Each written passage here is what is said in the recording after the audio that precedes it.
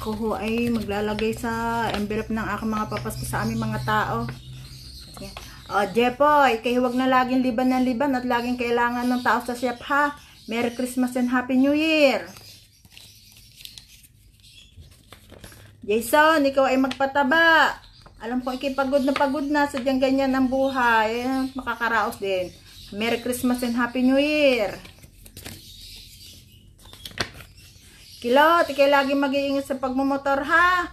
Merry Christmas and Happy New Year.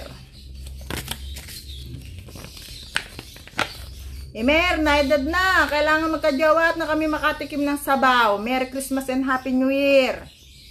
Ari naman ay sobre pa lang ay babong-bawi na kayo. At ari naman ay Hallmark. Asya paano, maligayang Pasko sa inyong lahat. At manigong bagong taon. Wala tayong perfect attendance kaya walang bonus.